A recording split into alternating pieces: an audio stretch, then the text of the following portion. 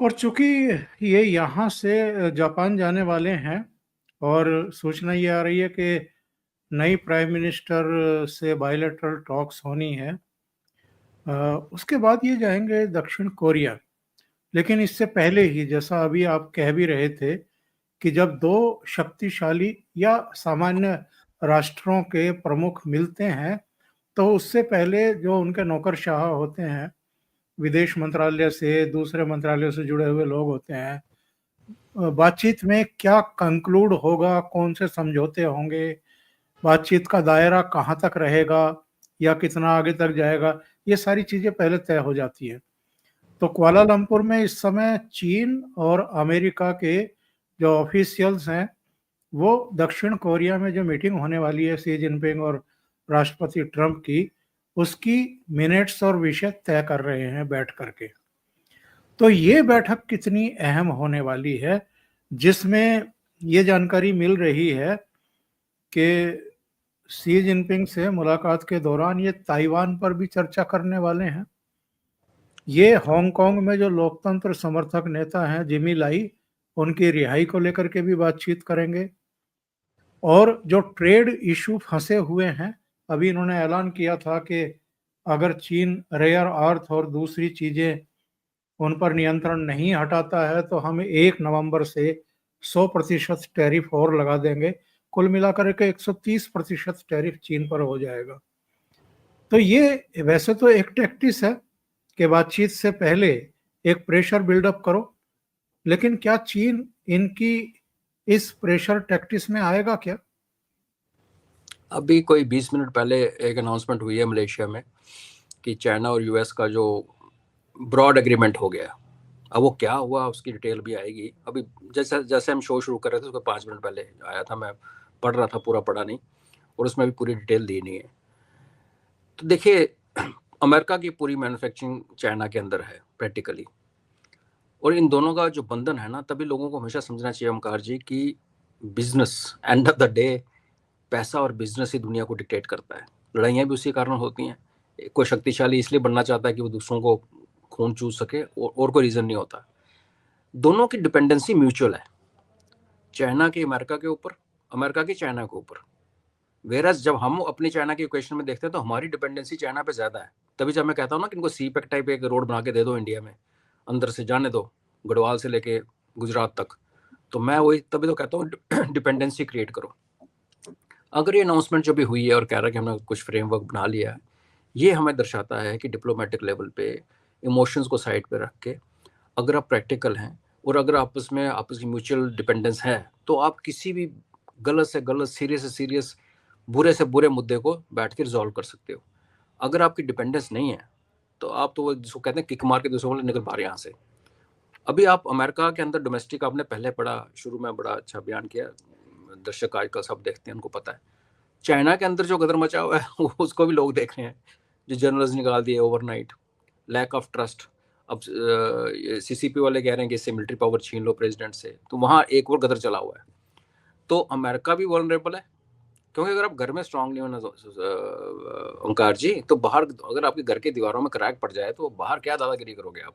तो अमेरिका भी वल्नरेबल है और चाइना भी वल्नरेबल है। बट अगर हम रिसेंट पास देखें तो उसमें यह है कि अमेरिका की धमकी के बावजूद चाइना माना नहीं। ये जो 100% की बात क्यों चली, और रेयर अर्थ जो है वो ज़्यादा हर्ट कर रहा है, ऑयल इतना इशू नहीं है, रशियन ऑयल तो बहाना है, रेयर अर्थ का एक इशू है। और अमेरिका को, चाइना अमेरिका को इसलिए नहीं दे रहा क्योंकि बर्मा में, जब म्यांमार में, जो चाइना खुलेआम शरेआम डोजर लगा के क्रूड तरीके से रेयर अर्थ निकालते थे, जिसके आने वाले लोगों, आसपास की बस्तियों में कैंसर और स्किन डिजीज और सब कुछ हो रहा है, बच्चे छोटे पैदा हो रहे हैं, माल न्यूट्रिशन, वो बंद करा दिया अमेरिका ने प्रैक्टिकली अराकान आर्मी के साथ।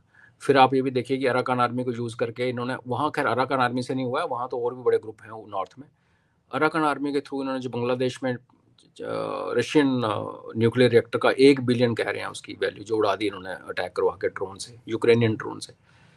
तो युद्ध के कगार पे दुनिया खड़ी है। मैं तो यही उम्मीद करता हूँ कि इन दोनों को कुछ, चलो जो भी हैं, दोनों डिक्टेटर हैं, एक डेमोक्रेटिक डिक्टेटर है, दूसरा प्रॉपर डिक्टेटर है। और जब डिक्टेटर कोने में उसका पीठ लग जाती है ना, एक कॉर्नर हो जाता है जिसको कहते हैं अंग्रेजी में, तो वो एक ऐसी बेवकूफ़ी कर जाता है, ऐसा काम कर जाता है कि बड़े लोगों को उसका खामियाजा भुगतना पड़ता है। तो अगर इनमें कुछ हो जाता है समझौता तो हम सबके लिए ठीक है, क्योंकि ये दुनिया में इस टाइम हालात ठीक नहीं है। और अगर चाइना और अमेरिका की कन्फ्रंट्रेशन होती है, जैसे आपने ताइवान का जिक्र किया, तो ताइवान साउथ चाइना सी में होती है तो शायद ठीक है, हमारे लिए रीजनेबल डिस्टेंस पे है। लेकिन दूसरा कन्फ्रंट्रेशन आप ये ना भूलें कि अफगानिस्तान के अंदर एक और बबल बन रहा है, जिसमें चाइनीज, रशियन, भारत और अमेरिका आमने सामने, और पाकिस्तान तो पिट्ठू है। तो मैं तो हमेशा ये कहता हूँ कि यार लड़ाई लगनी अगर तय ही है, अगर ब्रह्मा जी ने लिख दिया उसमें, तो उधर ही लगे, साउथ चाइना में लगे, वेस्ट एशिया में लगे, हमारे बगल में ना लगे, बिकॉज फिर हमारे बहुत ज़्यादा सेक लगेगा। अब ये जो अनाउंसमेंट की मैं बात कर रहा हूँ, अभी धीरे धीरे डिटेल्स आएंगी। वर्नेबिलिटी दोनों तरफ है, डिपेंडेंसी दोनों की आपस में है। अगर अमेरिका चाइना मैन्युफैक्चर बंद करता है या अमेरिका को एक्सपोर्ट करना बंद करता है, तो अमेरिकन के पास कल कपड़े पहनने के लिए अंडरवियर नहीं होगा। बट अगर ऐसी स्थिति आती है ओमकार जी, तो चाइना की फैक्ट्री भी ठप हो जाएंगी ना। अमेरिका टोटल कंज्यूमर मार्केट है, हम लोग भी कंज्यूमर मार्केट है, लेकिन अमेरिका की जो परचेज पावर है और जैसे वो खरीदते हैं, और आपको पता है कि चाइनीज मटेरियल भी दो किस्म का बनता है, एक अमेरिका के लिए स्पेशल अच्छी क्वालिटी का बनता है और दुनिया के लिए अलग सा बनता है। तो म्यूचुअल डिपेंडेंस होने के कारण मुझे लगता है कि शायद इनका जो ऐसे अनाउंसमेंट भी हुई है, तो कुछ ना कुछ ये किसी नतीजे पे पहुंचेंगे। अगर नहीं पहुंचे तो देखो, शी जिनपिंग ने पहले भी अवॉइड किया है। ट्रंप तो कब से कह रहा था मेरा बहुत अच्छा मित्र है, मैं उसको मिलने जा रहा हूँ, फिर G20 में नहीं आया, फिर आपस में उनकी होती रही। इसका मित्र कौन है, दुश्मन का पता नहीं चलता। लेकिन अभी मीटिंग होती है, देखते हैं क्या होता है। लेकिन इसने जो किम जोंग का बीच में एंगल मारा है, क्योंकि इसके शेड्यूल में नॉर्थ कोरिया जाना नहीं है। आज साउथ कोरियन प्रेस कह रही है, और ट्रंप ने खुद कल जहाज में कहा कि मैं तो 100% तैयार हूँ, और उसको पता है कि मैं आ रहा हूँ नॉर्थ कोरिया में। तो ये क्या करने की कोशिश कर रहा है, ये ना सिग्नलिंग। देखो, नॉर्थ कोरिया जो है वो रशिया का दोस्त है, किसी ज़माने में चाइना का पप्पी होता था, आज वो रशिया का यार है। रशिया की फौज में नॉर्थ कोरियन आर्मी लड़ रही है यूक्रेन में, तो उसके घर में आप जाके वो लाइन क्रॉस करके, पिछली बार भी फोटो खिंचा के आप आएगा, तो बेसिकली आप सिग्नलिंग कर रहे हो ना। ये ऐसी अगली अगली पार्टी अपसेट हो जाती है। प्यूटिन ने बहुत बर्दाश्त कर लिया, तो ये ना, और फिर वही बात आपके वाली और मेरे वाली कि अगर ग्राउंड वर्क नहीं हुआ है तो हेड ऑफ स्टेट नहीं मिलते।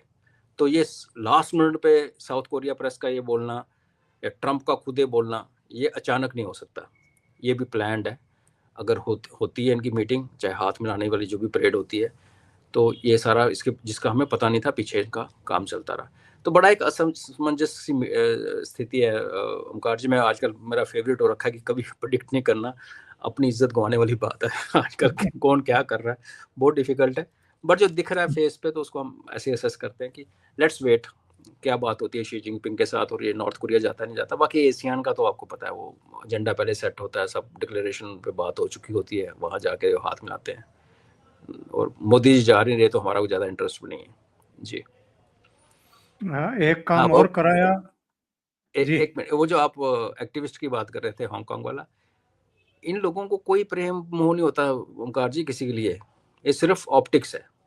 बिल्कुल बिल्कुल। है ना, जो जिस देश ने दुनिया भर के डिक्टेटर पैदा किए, दुनिया भर के डिक्टेटर के साथ कहते हैं ना बेड में सोए, फिर उनको मारा, और वो डेमोक्रेसी का झंडा लेके, फ्रीडम ऑफ स्पीच लेके पूरी दुनिया में घूमते हैं। तो इनका कोई क्या विश्वास करे, तो हर चीज में अपना फायदा देखते हैं, एक स्टेटमेंट बनाते हैं दूसरों को तंग करने के लिए कि आप एक फ्रिक्शन पॉइंट खड़ा करो।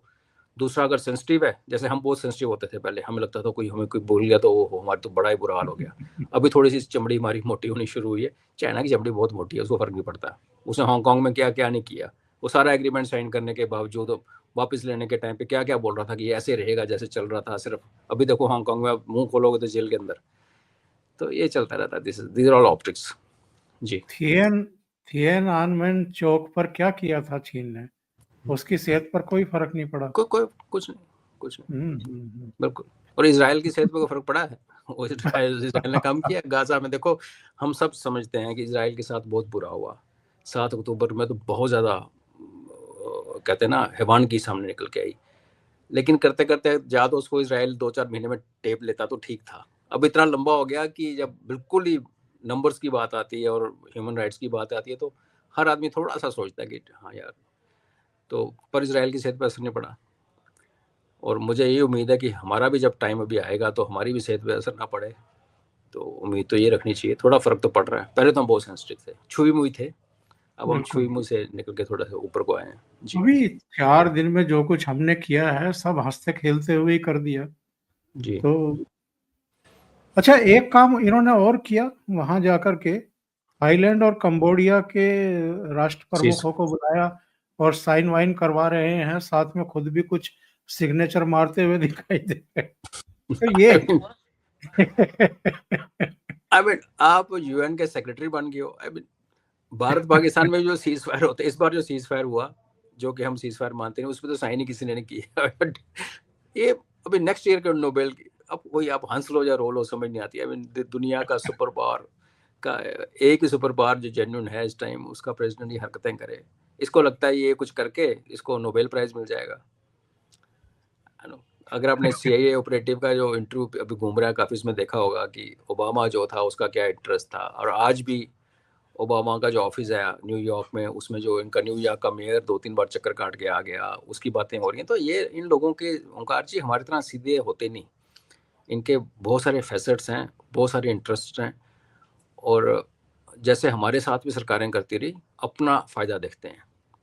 अभी एक हमारी सरकार है जो राष्ट्र का हित आगे रख के चलती है, अदरवाइज हमारे भी तो यही होता था। हमारे हेड ऑफ स्टेट या बाकी बोलते कुछ थे, अंदर से हमारी जड़ें काटते थे। तो करने दो उसको सिग्नेचर। आपने देखा नहीं व्हाइट हाउस में रोज करके पेन फेंक रहा होता है। इसी चलो पेन नहीं बिक, थोड़े से पेन ही बिक रहे होंगे अमेरिका में, वैसे तो कुछ बिक तो रहा नहीं, सब स्टैंड स्टिल पे आया हुआ है। हाँ, नहीं, मैं ये भी देख करके मैं मजा लेता हूँ कि ये अकेला बंदा है, कैमरों के सामने फाइल पर सिग्नेचर करता है और फिर फाइल को दिखाता भी है। भाई बिल्कुल, क्या जरूरत क्या है कैमरों के सामने ये ड्रामा शो करने की? Show man, show Raj Kapoor साहब हैं वो अमेरिका के, कईयों को होता है शौक।